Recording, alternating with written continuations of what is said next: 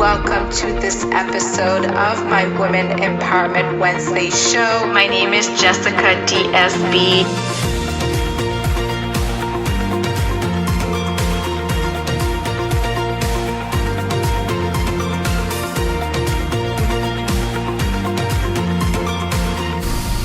Enjoy this episode.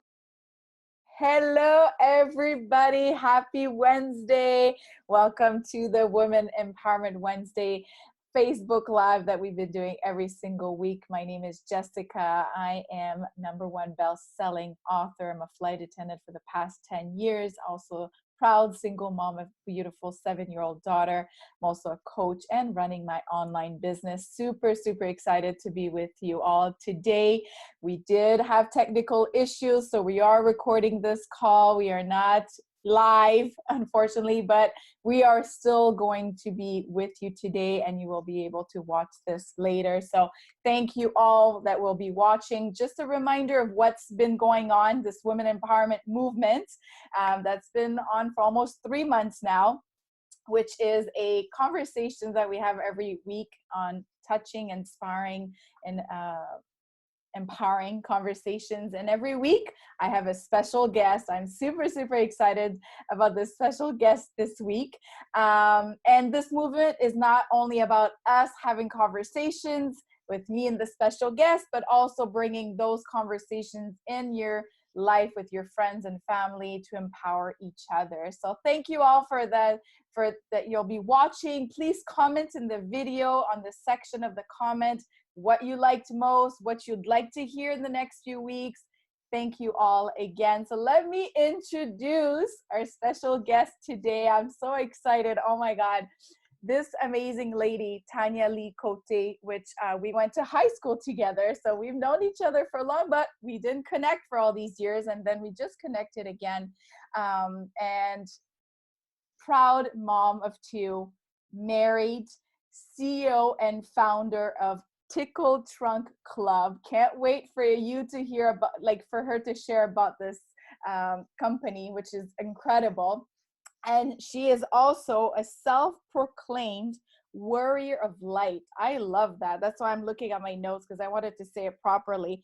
And author of her novel called The Flip Side of the Bottle, which I can't wait to read. Yay! Welcome, Tanya. Thank you so much for the introduction. That was awesome. I'm so happy to be here with you. Thank you for being here. Super excited. So tell a little bit more about yourself for the people that are going to be watching this. Well, like you said, I am mom to 2 amazing children. I've been a stay-at-home mom for the past 9 years.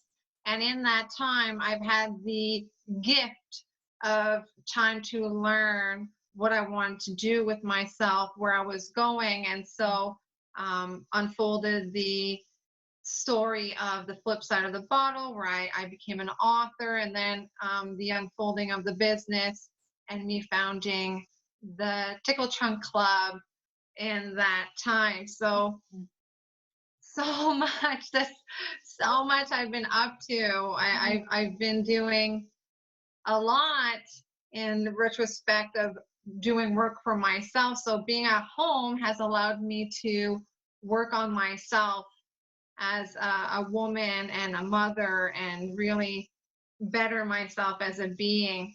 So I'm a person that's always, striving to be better and to make this life a good existence for myself and for those that surround me. So that's pretty much who I am. Love it. Thank you. And I know you have lots to share. I remember us being on a call together a few days ago, and we could have gone on discussions. And so I want you to share about your business, and I want you to share about your book. And you've been through a lot of trauma, and I want you to dive down a little bit in that area with our guest today. Well, so I am the author of The Flip Side of the Bottle, this little gem here.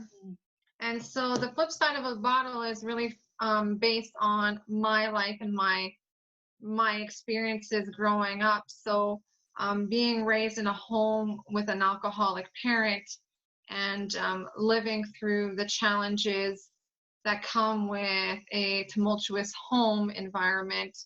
The alcoholism is a disease. And so through this book, I was able to finally write my story. It took me years. It really took me such a long time to allow myself to even talk about it, to give myself the permission that I was worthy enough to write a book first and foremost. I always wanted to write. I always said, maybe one day I'll write the story of my life. Maybe one day I'll talk about this. Maybe one day, maybe. But I was always too scared to do that. I never thought I was good enough. I didn't think there was anything, to build upon, to make a story that nobody would want to read it. And then my cousin published a book. Oh my God, there goes the self-doubt and those voices saying, well, now you can't shine. You cannot do this because someone else has already done it in your family. You can't do this. So it took me years to sit down and write the book. But then after working through counseling and therapy and working on myself, I was finally able. One day I woke up and I said, today is the day I'm going to write my story. And I started writing this book every single day. Every single day. I wrote for 8 months. And so the story unfolds of the understanding of my mother's alcoholism and the ramifications that has had in my upbringing and the trauma. So the choices that she's made and how that's impacted myself and my brother and my family. And so throughout the book, we really get a raw, it's not very comfortable experience of how the character is named Sophie, how she experiences her mother's alcoholism and the abuse that occurred because of it, because of the choices she was making, the people she was dating.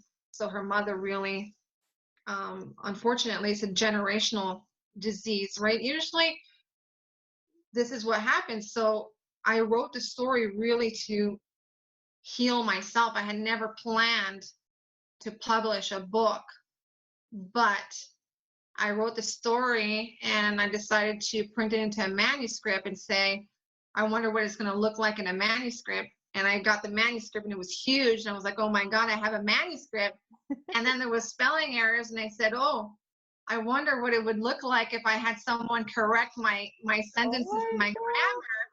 So I did that. And then I went, oh, I wonder what it would look like in a book. I'll just hold it in a book. So I got it done into a book.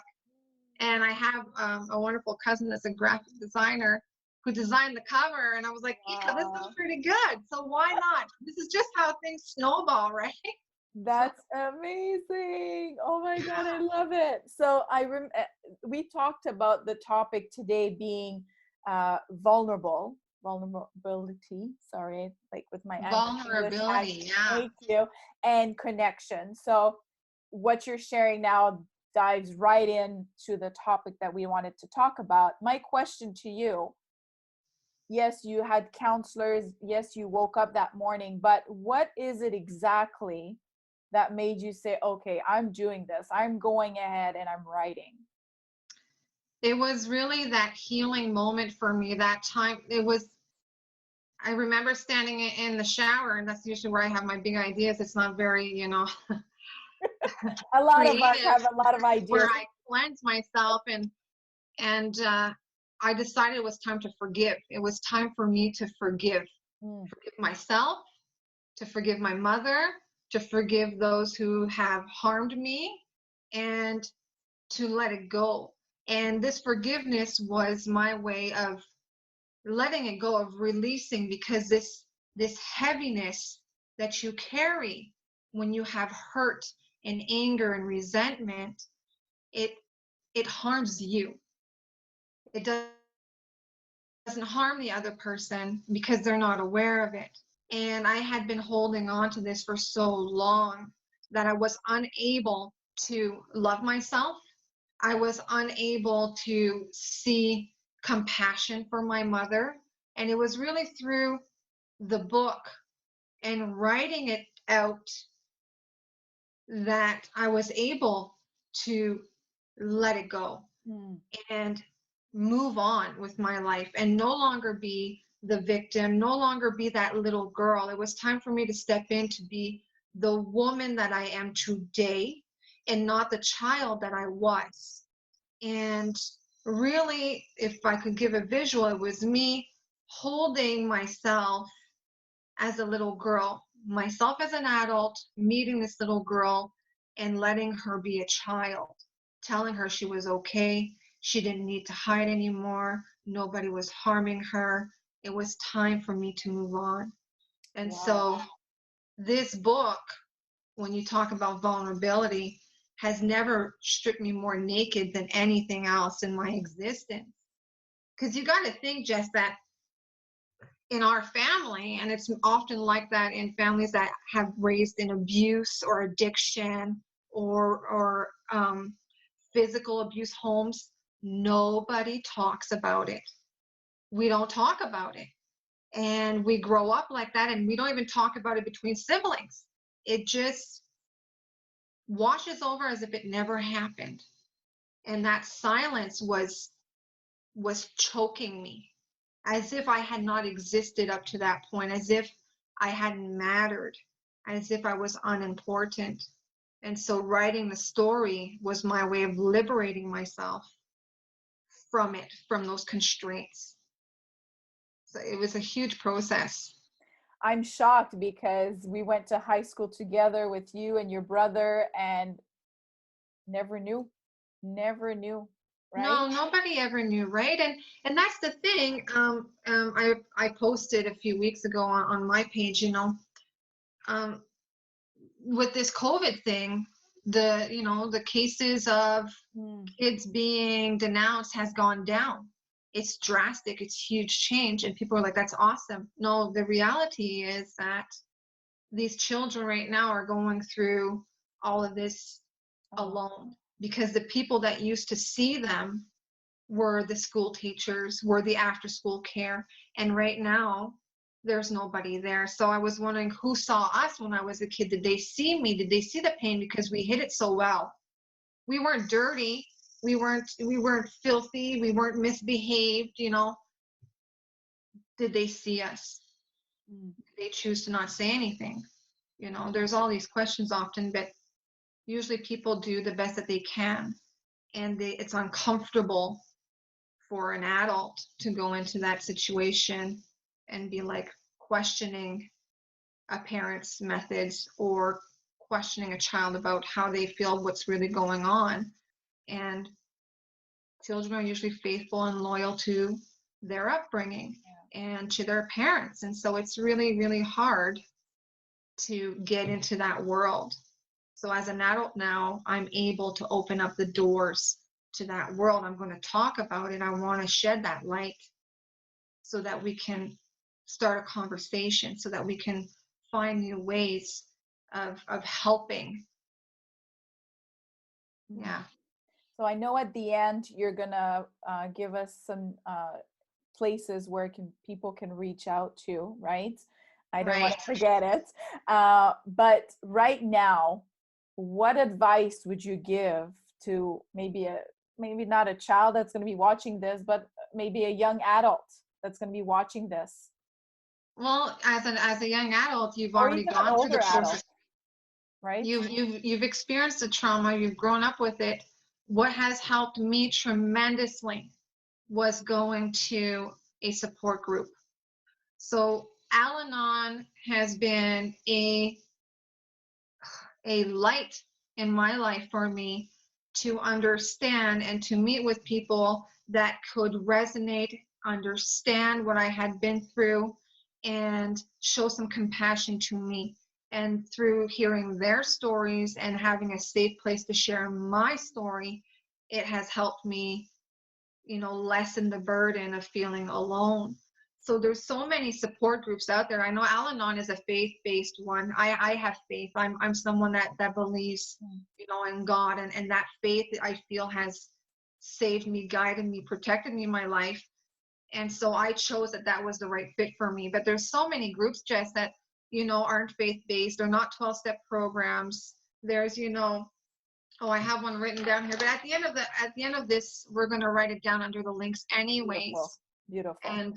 And so people can go there. Even on Facebook, there's so many groups that people can go to, support groups for Al-Anon or women, addictions, or all kinds of things like that, where you can meet like-minded people and find your support group. Our support system is so important to talk about it. Yes, thank you. Thank you for sharing that. And maybe some viewers, or they might think of somebody that might not know where to start to get the help. So don't be shy. Reach out to me, reach out to Tanya. We'll be able to guide you to the proper help for you. But just don't be alone in this, because you're not alone. Okay, there's a lot of people that went through trauma, and you need to reach out to people and not be scared, and being vulnerable is okay, right? Absolutely.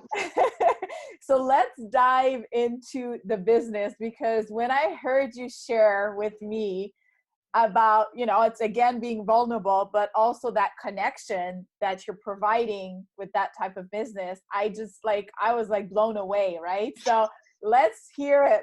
Let me hear you. Oh, girlfriend. So this is much lighter. So the Tickle Trunk Club, it is an adult luxury sex kit and trunk. You've heard me correctly. So what I've done with my husband, of course, we've brought this idea in together, is that we created a luxurious trunk that inside has already 10 items that are for him and her to enjoy and explore together. And the reason that we did this was because, okay, we all had these disgusting, sticky, old school dildos, okay? These things gather lint. We throw them in the bottom of the drawer. We're looking for them during, our intimacy, and we're like, where's this thing? It breaks the mood. You take it out, it's dirty. It doesn't feel good. And so kids find them. Oh my God. So the trunk, I said, there has to be a better way to store these things, first of all. And secondly, everything we looked for it felt dirty. So all the kits felt cheap.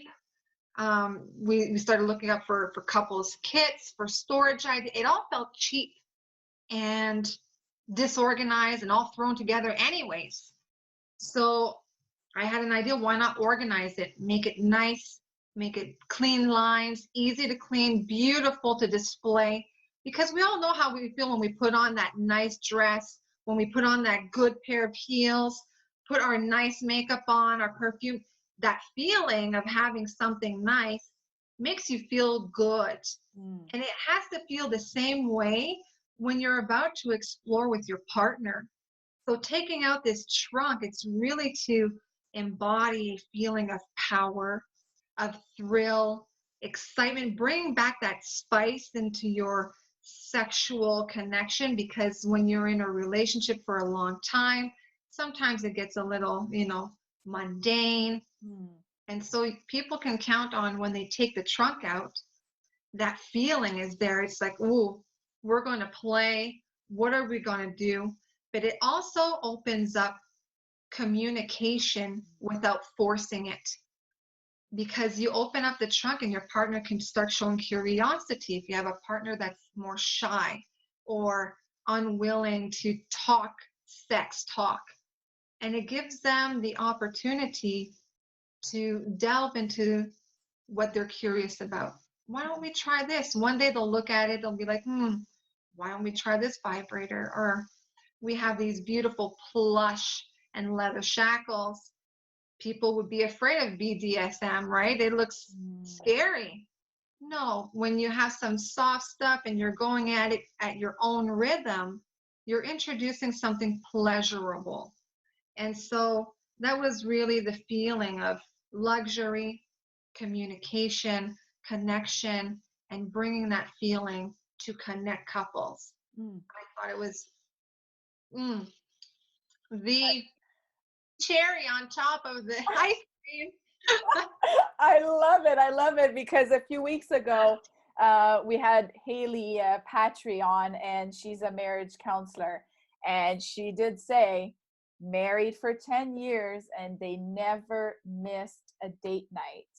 Friday night, showered, eyes to eyes. It's date night. It's that connection with her husband. So I'm single right now, so it's not happening, but I know I will be in a relationship again. And I think it's so important. You want to be happily married. You have to create that connection. You have to create that time. And what you guys are doing, you and your husband, is great idea. Great idea. Thank you. Go on the website. We'll share all the details, but go on the website, go explore. Don't be shy. Just, it's okay. Okay, on tickletrunkclub.com, we also have our blogs there and how to use the toys.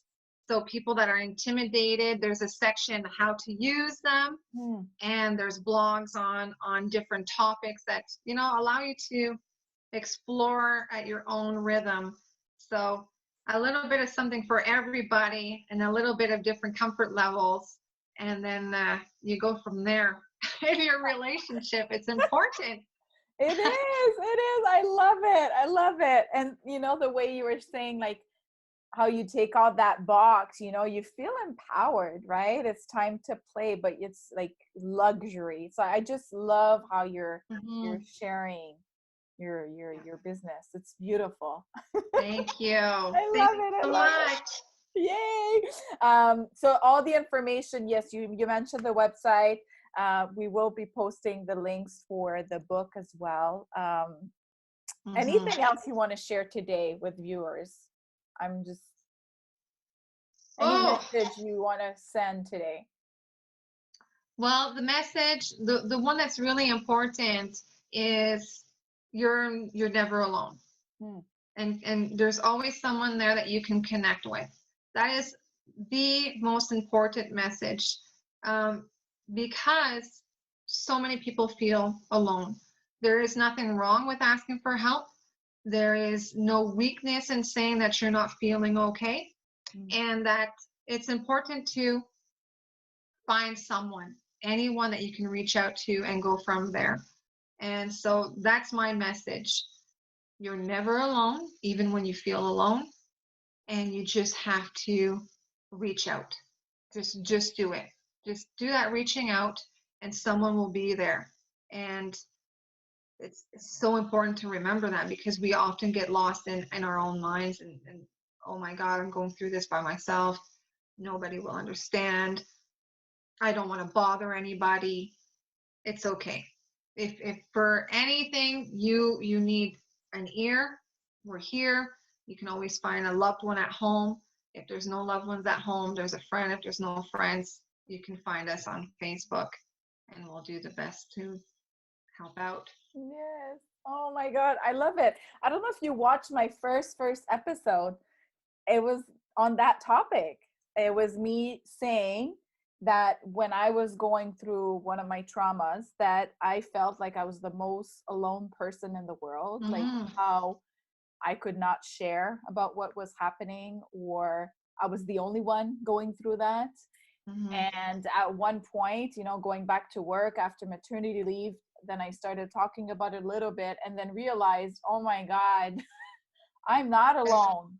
I'm not alone. And it was not necessarily, maybe my best friends or my family that I was reaching out. I was talking with colleagues, and that was okay as well, because they were providing me an ear, like you had just mentioned, and they were listening, and also being now aware that I'm not the only one in that situation, right? No, that's right. And it's being aware, and that vulnerability comes when you allow yourself to be vulnerable.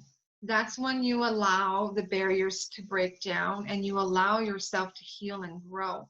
Vulnerability is important, whether it's in your own personal, emotional trauma, or if it's in your marriage, relationship, intimacy. Vulnerability plays a huge role in all aspects of your life. It's not a weakness. It's important to address what makes you vulnerable and why, and then work from there to mend, heal, and move forward. So it's always, when it comes from a place of love, when you're surrounded by love, vulnerability is okay. I love it. I was just thinking, being vulnerable in your dreams or your vision, right? Because a lot of people won't even start that business or won't start that project or not reach out for this because they maybe feel vulnerable, and it's okay. Just you get over that and do it. You know, it's okay. You at least start. Just Yes. start.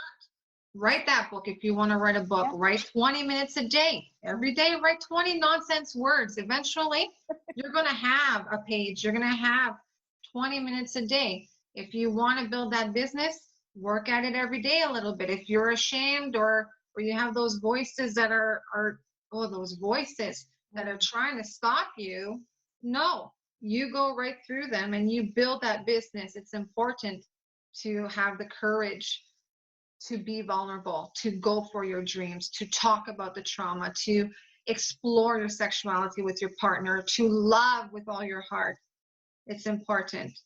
Be courageous enough to do that for yourself. Courage. It's the best gift. Love it. And it comes with that self-proclaimed warrior of light. I love that. I love that. One of my favorite hero is Wonder Woman. Okay. So it's like that warrior. And Jennifer Boyle talked about it a few weeks ago, how that shield is there. Nothing lets her, attacks her. Right. So we will be wrapping up soon in the next few minutes. Oh my God, time flies, right? The time, it just flies when you're having fun. You're having fun and you're in great company and you're surrounded with such incredible, empowered women like you. I'm so grateful for you, Tanya. Thank you for being there. So I have two quotes that I picked, and then I'll let you say last few words and then we'll be wrapping up. So the first one is, one day you will tell your story of how you overcame what you went through, and it will become someone else's survival guide. Oh, that gave me goosebumps. Yes. Beautiful. Beautiful. And then the last one, staying vulnerable is a risk we have to take if we want to experience connection. Yes. I think I wrote it wrong. Being vulnerable. No? Yeah, it's good. Yeah, I think you're right. Okay. Sounds right to me. Oh, yes. Okay, let me repeat it because I was like, staying vulnerable is a risk we have to take if we want to experience connection. And that's Brené Brown, right?